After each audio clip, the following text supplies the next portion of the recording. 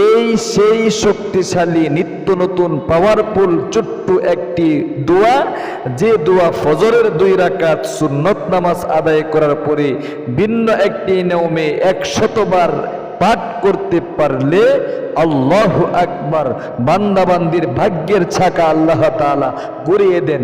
শক্তিশালী আমলটি অবশ্যই অতি সহজে ইনশাআল্লাহ নিয়মকানুনটা সহ আজকের এই ভিডিও থেকে আপনি শিখতে পারবেন।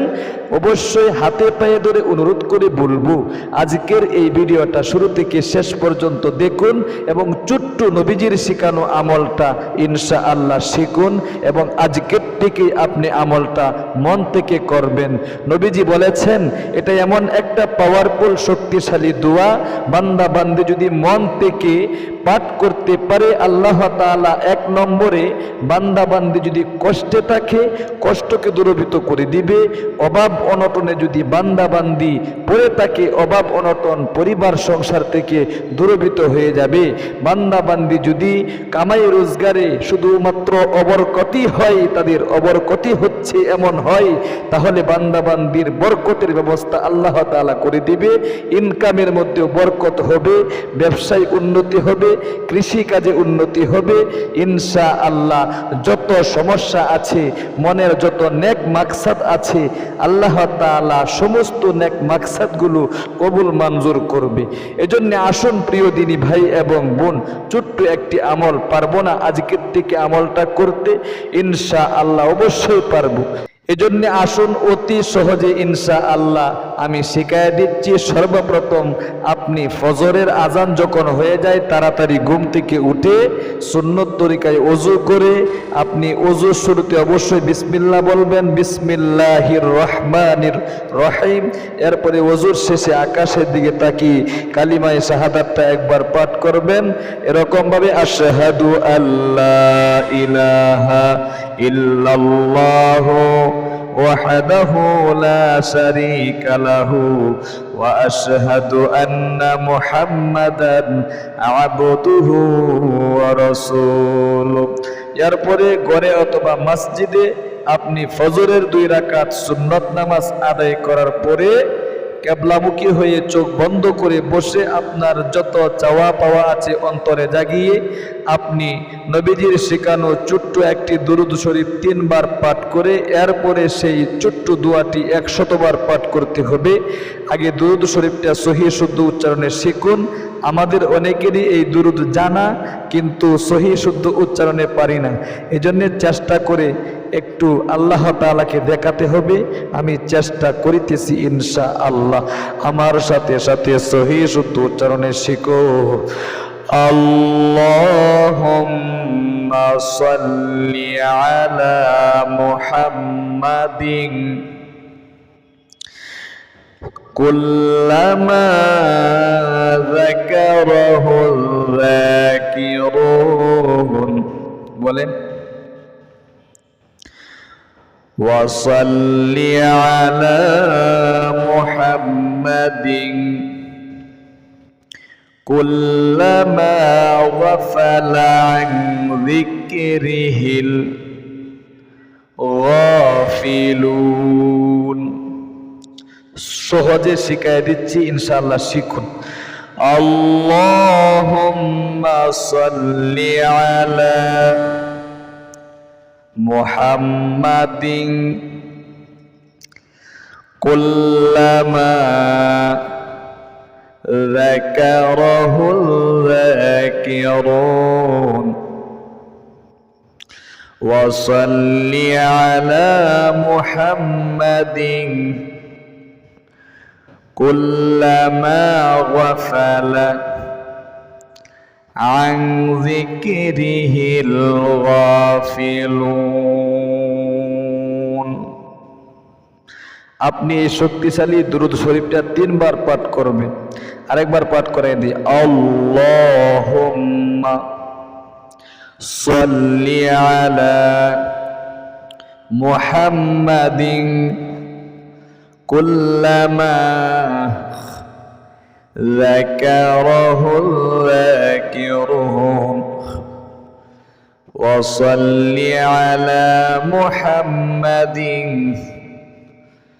কুল্লামা গাফালা আন যিকরিহিল গাফিলুন।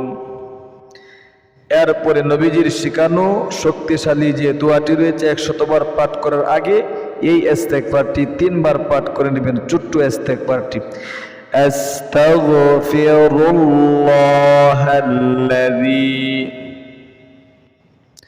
লা ইলাহা ইল্লা হুয়াল হাইয়ুল কাইয়্যুম ওয়া আতুবু ইলাইহি। এই শক্তিশালী দোয়াটি ইস্তেগফারটি 3 বার পাঠ করে আপনি নবীজির শিখানো সেই ছোট্ট দোয়াটি 100 বার এইভাবে পাঠ করবেন। হাসবুনাল্লাহু হাসবুনাল্লাহু ওয়া নি'মাল ওয়াকিল। হাসবুনাল্লাহু বলেন, ছোট্ট দোয়া, হাসবুনাল্লাহু ওয়া নি'মাল ওয়াকিল।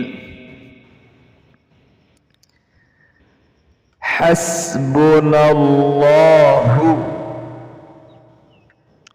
ওয়া নি'মাল ওয়াকিল। আরো কয়েকবার পাঠ করে সহি শুদ্ধ উচ্চারণ শিখুন। হাসবুনাল্লাহু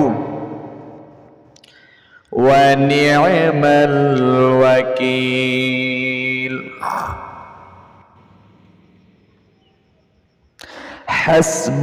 হাসবুনাল্লাহু ওয়া নি'মাল ওয়াকিল। এরপরে নবীজির শিখানো সেই দুরূদ শরীফটা আবারও আপনি একবার পাঠ করবেন খুব মনোযোগ দিয়ে। আল্লাহুম্মা সাল্লি আলা মুহাম্মাদিন কুল্লামা যাকারাহুল যাকিরুন ওয়া সাল্লি আলা মুহাম্মাদিন কুল্লামা গাফালা আন যিকরিহিল গাফিলুন। এরপরে মনকে উজাড় করে দিয়ে এরকম ভাবে মুনাজাত করবেন। আলহামদুলিল্লাহি রাব্বিল আলামিন والصلاة والسلام على سيد الأنبياء والمرسلين وعلى آله وأصحابه أجمعين। বলবেন, আল্লাহ জীবনে অনেক অন্যায় করেছি, পাপ করেছি, গুনাহ করতে করতে জীবনের যৌবন নষ্ট হয়ে গিয়েছে। গুনার দিকে তাকালে জাহান্নাম ছাড়া আর কিছু দেখি না। গুনার দিকে না তাকাইয়া তোমার রহমতের দিকে তাকাইয়া তুমি আমার জীবনের যৌবনের গুনাহগুলো ধুয়ে মুছে সাফ করে নিষ্পাপ করে দাও। আল্লাহ, অনেক অভাব অনটনে আছি, অনেক দুঃখ কষ্টে আছি, হতাশায় পড়ে আছি, ঋণগ্রস্ততার মধ্যে আছি, হয়রানিতে আছি গো, অনেক টেনশনের মধ্যে আছি। অবশ্যই আমার অভাব অনটন দুঃখ কষ্ট দূরীভূত করে দিয়ে ইনকামের মধ্যে বরকত এত পরিমাণ দাও।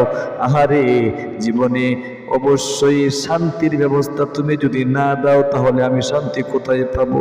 অভাব অনটন যদি দুঃখ কষ্ট যদি দূরীভূত না করো, ইনকামের মধ্যে যদি তুমি বরকত দান না করো তাহলে আমি কিভাবে বরকত পাবো? অবশ্যই আমার ইনকামের মধ্যে ব্যবসায় উন্নতি দান করো, কৃষিকাজে উন্নতি দান করো, স্বামী স্ত্রীর মিল মোহাব্বত তৈরি করে দাও। সন্তান সন্ততি কথা শুনে না, সন্তান অবাধ্য হয়ে গিয়েছে, সন্তানকে বাধ্য করে দাও। অবশ্যই তুমি উপযুক্ত পাত্রে আমার কন্যা সন্তানের বিয়ের ব্যবস্থা হচ্ছে না, করে দাও। অর্থাৎ আপনার যত চাওয়া পাওয়া আছে আপনার মৃত মা বাবার জন্য বলবেন, আল্লাহ ছোটকাল থেকে কত কষ্ট করে গো লালন পালন করেছে, আমার মা বাবার কবরের মধ্যে তুমি শান্তির ব্যবস্থা করে দাও। এরকম ভাবে আপনি একটা একটা করে মনের নেক মাকসাদগুলো ইনশাআল্লাহ অবশ্যই বলতে হবে। আল্লাহর নবী বিশ্বনবী বলেছেন, আল্লাহ তাআলার নিকট যত চাওয়া হয় আল্লাহ তাআলা ততই খুশি হয়। মন থেকে চাইতে হয়, ইয়াকিন নিয়ে বিশ্বাস নিয়ে আমলগুলো করতে হয়। আল্লাহু আকবার। মাল্লাম নাসআলিল্লাহ ইয়াগদাব আলাইহি, যে আল্লাহর বান্দা বান্দি আল্লাহ তাআলার নিকট চায় না, আল্লাহ তাআলা তার নিকট তার প্রতি রাগান্বিত হয়ে যায়, আল্লাহ তাআলা গুসা হয়ে যায়। এজন্য যত বেশি চাওয়া যায় তত বেশি আল্লাহ তাআলা খুশি হয়। বিশ্বনবী বলেছেন, জুতার একটা পিতাও যদি তোমার ছিঁড়ে যায় আল্লাহ তাআলার নিকট চাও, অবশ্যই জুতার পিতা পর্যন্ত আল্লাহ তাআলা তোমাকে দিয়ে দিবে। তাহলে ভালো থাকুন, সুস্থ থাকুন। আজ এই পর্যন্ত। ইনশাআল্লাহ আমাদের ইসলামিক চ্যানেলে যুক্ত থাকুন, আমলগুলো শিখতে থাকুন, ভিডিওগুলো দেখতে থাকুন, করতে থাকুন ইখলাসের সাথে। ভালো থাকুন। আসসালামু আলাইকুম ওয়া রাহমাতুল্লাহি ওয়া বারাকাতুহু।